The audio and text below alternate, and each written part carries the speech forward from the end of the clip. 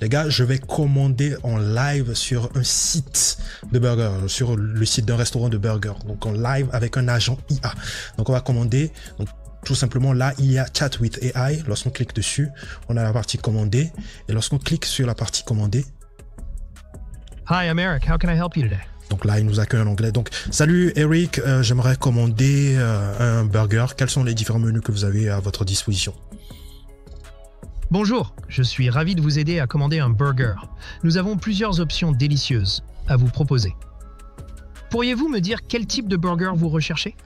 Nous avons des burgers classiques, des burgers végétariens et même des burgers avec des garnitures originales. N'hésitez pas à me dire... Je cherche un burger classique. Je voudrais un burger classique. Parfait. Le burger classique est un excellent choix. Il est composé d'un savoureux steak haché, de fromage fondu, de tomates fraîches, de laitue croquante et d'oignons rouges. Merci. Tout simplement, ce que j'aimerais, c'est le prix total, parce que j'aimerais un burger plus un coca. Donc, combien ça va me coûter à la fin? Du coup, j'aimerais avoir la facture, si possible, par mail et, si possible, la somme totale. Maintenant. Bien sûr. Je peux vous donner le prix total de votre commande. Le burger classique coûte 6 $ et le coca 2 $. Le prix total est donc de 8 $. Je peux vous envoyer la facture par email dès maintenant. Ok, d'accord. Je te remercie. De rien. Je suis heureux de vous avoir aidé. N'hésitez pas à me contacter si vous avez d'autres questions. Ce que vous venez tout simplement de voir, c'est une interaction avec un agent IA vocal pour un restaurant de burgers. Dans cette vidéo, je vais te montrer comment est-ce que tu peux créer cet agent IA vocal de A à Z avec une plateforme que tu connais très bien, qui n'est pas réputée pour créer des agents, mais que j'ai déjà présenté plusieurs fois sur la chaîne. Donc, je vais te montrer dans cette vidéo comment le faire de A à Z et pour que tu puisses potentiellement le proposer comme service si tu as une agence d'IA. Let's go! Avant de rentrer dans le vif du sujet, comme d'habitude, n'hésite pas à intégrer la communauté Dose IA si ce n'est pas encore fait. Si tu as envie d'en apprendre un peu plus sur l'intelligence artificielle, n'hésite pas à nous rejoindre. L'accès est totalement gratuit, tu n'auras rien à payer, donc n'hésite pas, le lien il est tout simplement en description et toutes les ressources que je vais mentionner dans cette vidéo seront disponibles dans la communauté dans l'onglet ressources YouTube. Okay. Les agents IA vocal, c'est l'un des produits les plus proposés aujourd'hui par pas mal d'agences IA. Voilà, si tu as une agence IA, c'est un produit qui peut potentiellement intéresser pas mal d'entreprises, les restaurants, les cabinets dentaires, les cabinets de santé en quelque sorte. Donc, il y a pas mal d'entreprises qui sont intéressées par ce genre d'offres et donc c'est assez prisé sur le marché actuellement. Et donc, il y a pas mal de plateformes qui te permettent de créer des agents IA vocal et d'y connecter un numéro de téléphone potentiellement pour réceptionner des appels par exemple. Donc, il y a pas mal de vidéos qui vont arriver très bientôt sur cette chaîne où je vais vous montrer comment implémenter tout ça, comment utiliser des plateformes comme Vapi. Mais aujourd'hui, on va pas parler de Vapi, mais on va parler de Eleven Labs. Comme je te l'ai dit, c'est une plateforme qui n'est pas réputée pour créer des agents IA conversationnels, mais elle est plutôt réputée pour être une plateforme de text-to-speech,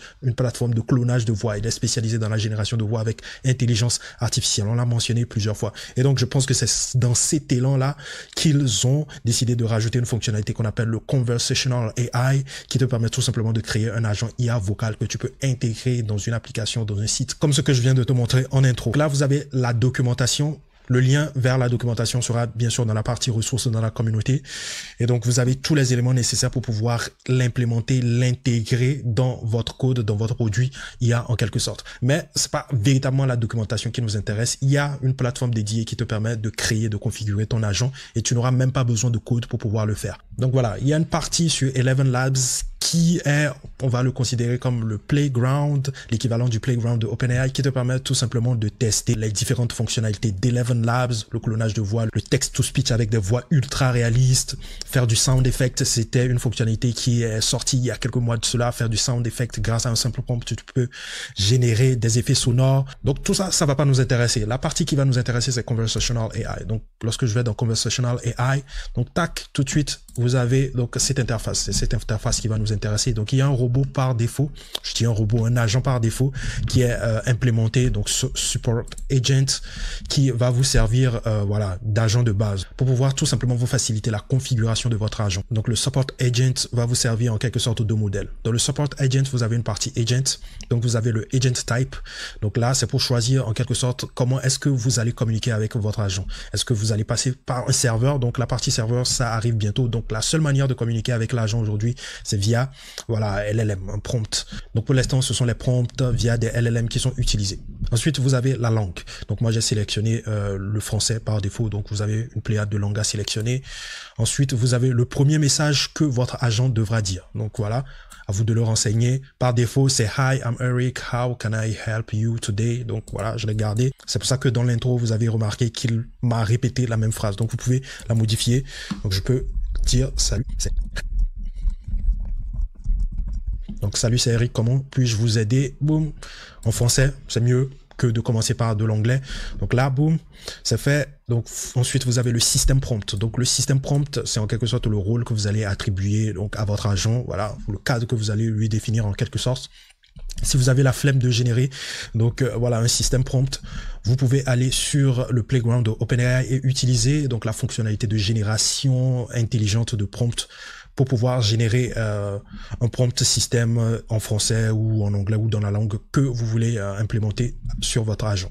Là, je suis sur le playground. Dans la partie chat, vous avez une partie system instruction ici. Et donc, vous avez ce petit icône, cette petite fonctionnalité qui va tout simplement vous générer donc, un prompt système sur la base de l'idée que vous lui donnez tout simplement.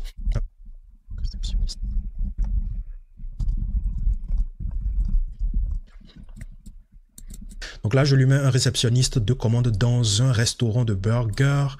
Et donc, je fais un create ici. Et donc, tout de suite, il va me générer donc un prompt système.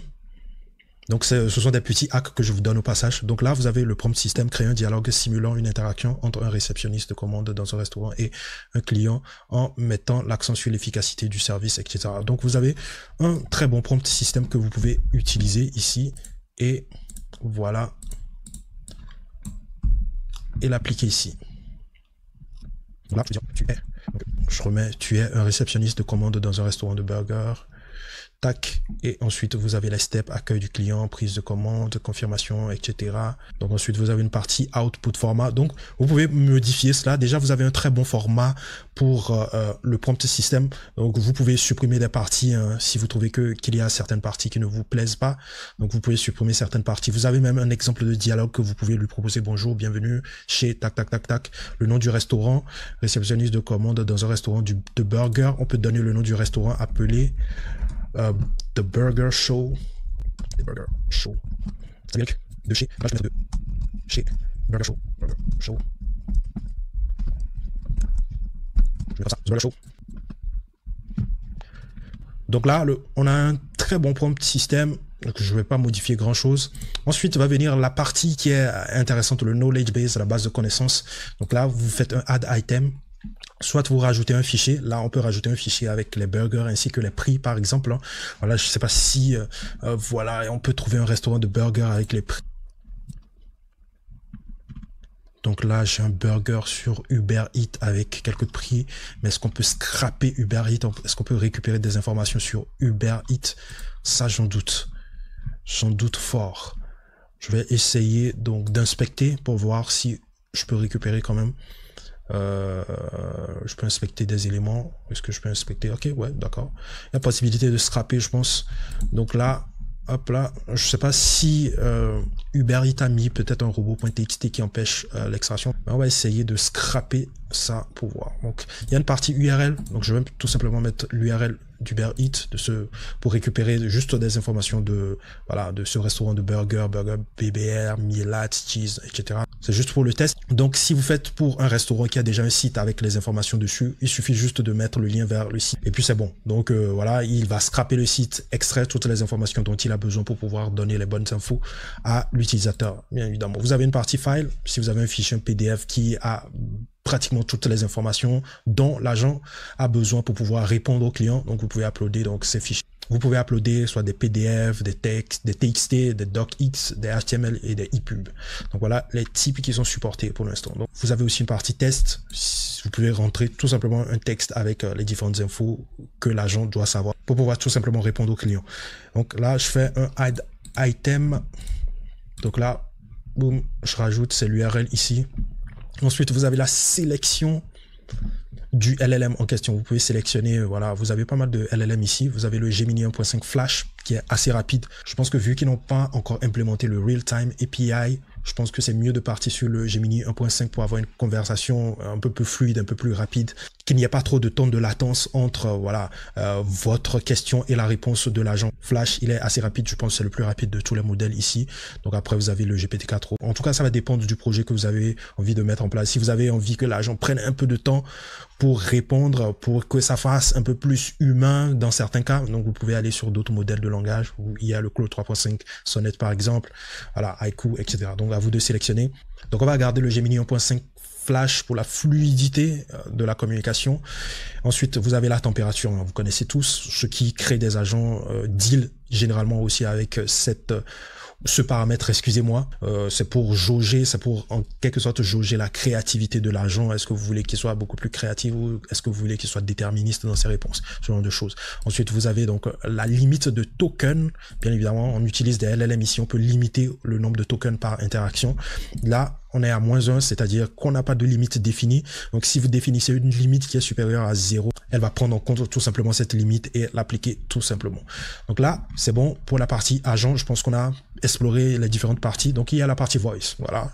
Voilà. Il faut que votre agent ait une voix. Donc, vous avez la possibilité de sélectionner des voix et des voix déjà préconçues sur Eleven Labs. Ouais, parce que vous avez la possibilité de cloner des voix. Votre voix, par exemple, vous pouvez la cloner sur Eleven Labs. Il y a cette possibilité-là. Une fois que vous avez cloné votre voix, vous pouvez en quelque sorte la sélectionner. Vous avez aussi la possibilité de créer des voix customisées en quelque sorte grâce à de simples prompts ou grâce à des paramètres que vous mettez en place. Donc voilà, et les voix sont créées selon le prompt que vous soumettez et selon les paramètres que vous lui aurez définis.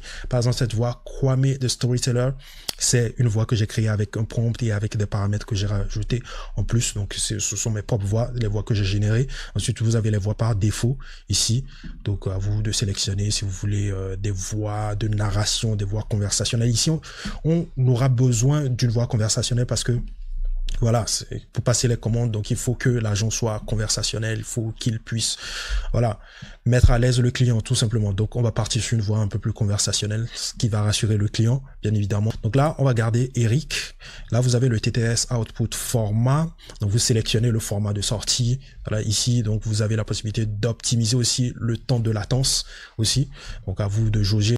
Donc, vous avez une partie stabilité, higher values will make speech more consistent. Donc, la discussion sera beaucoup plus consistante si vous jaugez, si vous augmentez la valeur de la stability. Et lower value will make speech sound more expressive. Donc, la conversation va être un peu plus expressive si vous diminuez. Donc là, on est au juste milieu, on est à 0,5. Donc, on va la garder comme ça, on ne va pas l'utiliser. Et on a la partie similarity, higher value will boost the overall clarity of the consistency voice. Donc voilà, la clarté de la voix, ce genre de choses.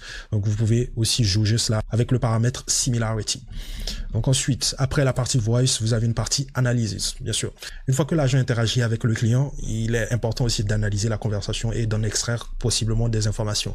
Au tout début de la vidéo, dans l'intro, j'ai précisé à l'agent que je voulais qu'il m'envoie donc la facture via email. Donc avec la partie analysis, on a la capacité d'étudier la transcription et d'extraire par exemple en mail pour pouvoir me renvoyer donc la facture par mail de manière automatisée. Donc là, evaluation criteria ici, donc là, vous customisez en quelque sorte votre critère d'évaluation pour vérifier si l'agent a véritablement atteint l'objectif que vous lui avez fixé dans la conversation. Donc, c'est le but de ce paramètre ici. Donc, vous pouvez rajouter un critère, donner le nom de votre critère et mettre un prompt ici qui va analyser la transcription et vérifier véritablement si tel but, tel objectif a été atteint lors de l'appel. Donc, c'est le but de ce paramètre. On ne va pas rajouter de critères. Donc, il y a la partie add item qui te permet tout simplement d'analyser encore ta transcription et d'en extraire des valeurs que tu pourras mettre dans des variables. Donc, tu définis ta variable. Si, par exemple, tu as envie d'extraire de la conversation mon adresse email, tout simplement, ce que tu as à faire, c'est définir un string ici.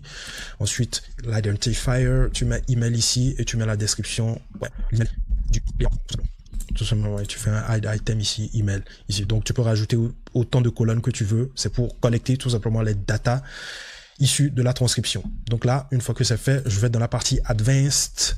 Donc dans la partie Advanced, c'est pour voilà, paramétrer voilà, la connexion, l'authentification. Qui doit avoir accès à l'agent, par exemple. Là, on n'a pas besoin de configurer parce que c'est grand public, on l'a intégré dans un site, donc il n'y a pas besoin de s'authentifier pour ça.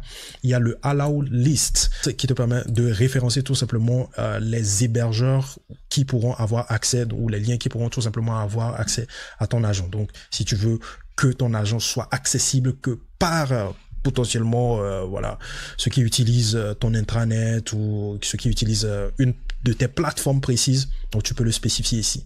Ensuite, vous avez le turn time out ici, vous avez le max conversation duration, donc voilà, vous pouvez définir combien de temps maximum doit durer la conversation. Là, on a mis 300 secondes ici. Donc ensuite, vous avez le keyword ici, donc, vous avez une partie client event, audio interruption, user, etc. Donc voilà pour la partie advanced.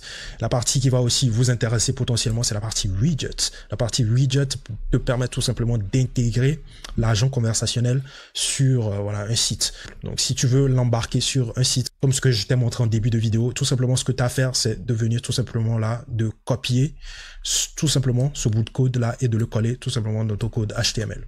Voilà. Ensuite, tout juste en bas, tu as la possibilité de customiser, voilà, tu as la possibilité de customiser l'agent que tu vas insérer donc sur ton site, par exemple. Donc voilà, j'ai sélectionné la partie expand. Si je sélectionne la partie full, vous allez voir tout de suite là, j'ai le design qui m'est proposé ici en vidéo marqueur, commandé, clac, je clique là-dessus. Donc vous avez une partie compacte. La partie compacte, c'est beaucoup plus discret. Donc vous cliquez tout simplement sur commander ici. Et donc moi je vais garder tout simplement la partie expand. Et donc dans la partie expand, il y a chat with AI qui est en anglais. Là je vais dire discute commande avec l'IA. Par exemple, commande avec l'IA. Comme ici, c'est mieux. Ici, voilà, comme ici. Donc, il y a un bouton commander pour déclencher l'appel, bouton fin pour spécifier que c'est la fin de l'appel. Donc là, call to action, envie d'un burger ici. Donc, speaking status, listing status. Là, je vais garder ça comme ça. Donc là, vous pouvez customiser, mettre voilà, une phrase que vous voulez. Donc voilà comment customiser à peu près tout ça. Et donc, il y a la gestion des couleurs. Si vous avez envie d'adapter l'agent IA au code couleur de votre entreprise, par exemple, vous pouvez gérer tout ça ici. Donc voilà, on va pas gérer le code couleur ici. Donc, comme je le disais, il vous suffit de copier la partie widget et d'aller le coller tout simplement dans votre code. Donc, je vais très rapidement vous présenter le code du burger en question. Hop là, je descends tout en bas. Tout en bas, vous allez remarquer que j'ai copié tout simplement le bout de code de mon widget ici. Donc, il suffit juste de copier ce bout de code et votre agent est tout de suite intégré dans votre site web. Et donc là, on peut refaire un autre test pour voir si toutes nos configurations ont été prises en compte, bien évidemment. Donc, parfait. On a notre petit bouton commander ici. On va cliquer là-dessus. On va cliquer sur commander. Salut, c'est Eric de chez The Burger Show. Comment puis-je vous aider? Salut Eric, j'aimerais passer commande. Quels sont les différents burgers qui sont disponibles? Bonjour, avec plaisir. Je peux vous aider à choisir un burger. Nous avons plusieurs options savoureuses. Vous pouvez choisir entre le Smash, le Miela, le BBR, le 2014, le New Yorkais, le Blue Cheese, le Chorizo, le Smoked Meat, le Mandor, le California, le Crispy Salmon et le Jalapeno. Chacun a ses propres ingrédients et saveurs uniques. Ok, je veux le BBR. Parfait. Le BBR, c'est un excellent choix. Il est composé de viande de bœuf, de fromage à raclette, de tranches de bacon et de roquettes, le tout dans une sauce maison. Voulez-vous des frites avec votre burger? Ouais, Nous avons des frites. Ouais, je voudrais des frites, ouais. Très bien, un BBR avec des frites. Vous aimeriez une boisson avec ça? Nous avons des sodas, des jus de fruits, de l'eau et des boissons maison. Quel type de soda avez-vous? Nous avons Coca-Cola, Sprite, Fanta et Schweppes. Lequel préférez-vous? Schweppes, comme tu le dis. Parfait. Alors un BBR avec des frites et un Schweppes. Est-ce que vous avez besoin de quoi que ce soit d'autre? Non, ça sera tout, mais j'aimerais que vous puissiez me donner le prix total de ma commande et que vous puissiez m'envoyer la facture par mail. Est-ce possible? En tout cas, j'ai trouvé très bien l'interaction. Il a respecté, comme je vous l'avais dit, la base de connaissances que je lui ai fournie. Donc, il a réussi à retrouver donc les prix. Voilà, du burger, menu BBR, Miela, Blue Cheese. C'est le 2014, le New Yorkais, par exemple. Donc voilà, comme je le disais, si vous avez envie d'alimenter votre base de connaissances, un lien vers un site suffit amplement aussi parfois pour pouvoir alimenter votre base de connaissances. En tout cas, j'ai kiffé l'interaction, c'était bien conversationnel.